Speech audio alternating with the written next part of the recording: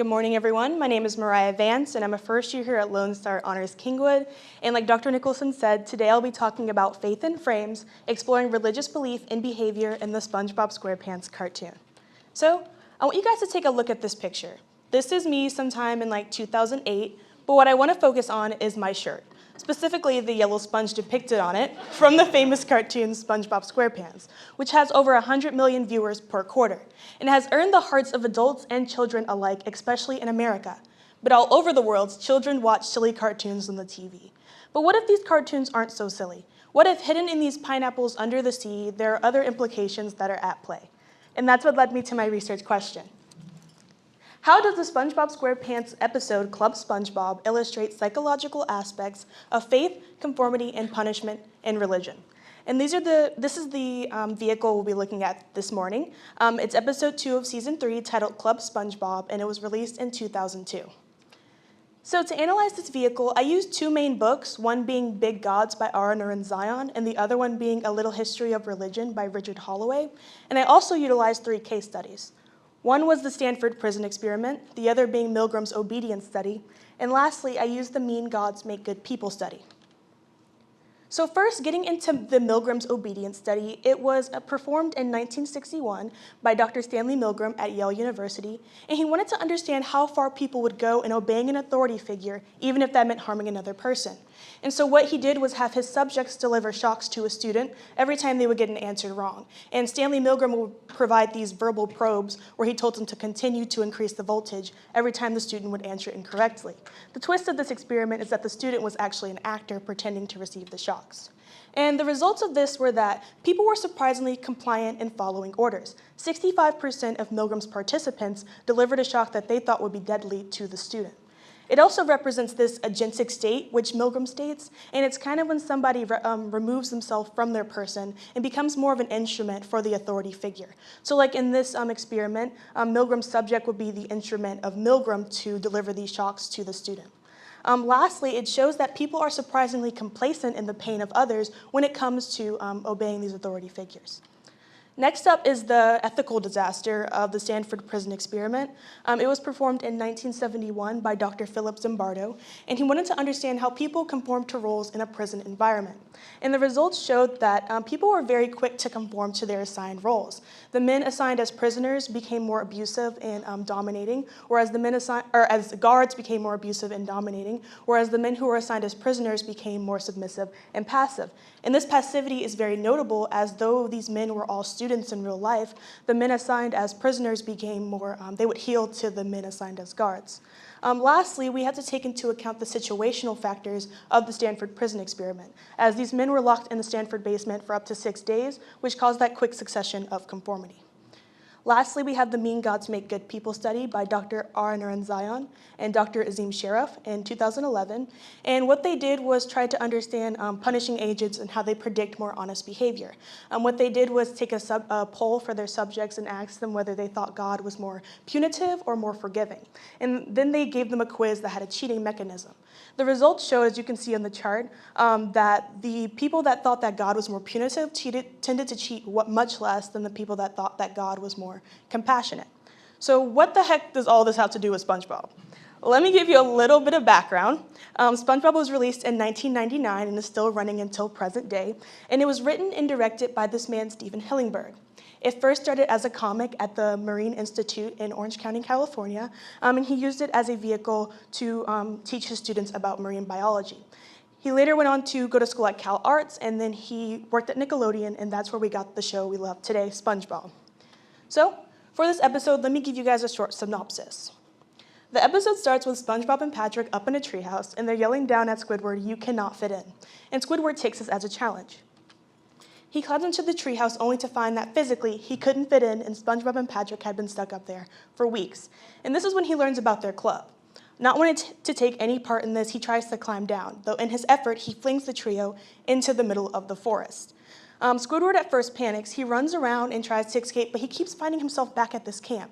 And this is when the supernatural authority is introduced through the magic conch by Spongebob and Patrick. They say the magic conch knows all and that they consult it before doing anything. And Squidward, of course, thinks this is stupid. Spongebob and Patrick ask the conch, how do we get out of this forest? And it says to do nothing. And so Spongebob and Patrick sit and do nothing. Squidward, on the other hand, goes and tries to scavenge for his own food, water, and shelter, which he fails miserably at.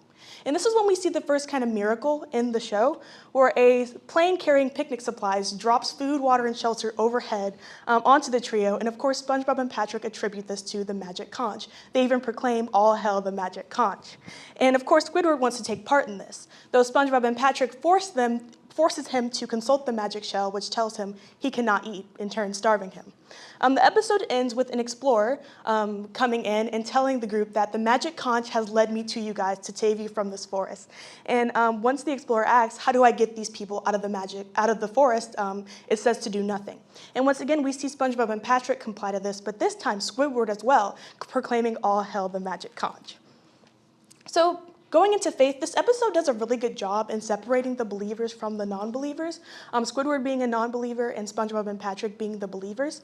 We see Squidward says, that's just a stupid toy, how can it possibly help us? He's completely against this whole conch thing. And we see Squidward place his faith within himself, not only when he tries to scavenge for his own food, but also in the beginning when we see him try to escape the treehouse that he knows that Spongebob and Patrick have been stuck in for weeks.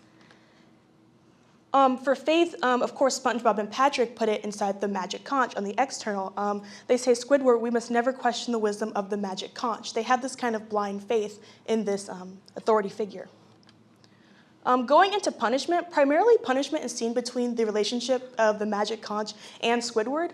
We see Richard Holloway say that scaring people into religion has always been an effective tactic. And this is true not only in this episode where the conch starves Squidward, but we can look back at those case studies, such as in Stanford prison experiment when the guards used punitive and abusive behavior in order to get the prisoners to try to comply to the rules that they had set. And punishment not only affects Squidward, but also Spongebob and Patrick, but on a different side.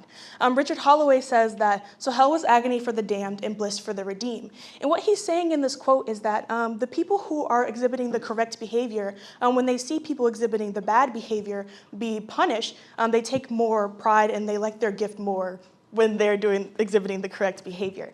And this is also seen in the Stanford prison experiment through prisoners who were pitted against each other, and they would kind of push away prisoners that didn't exhibit that correct behavior that the guards wanted them to.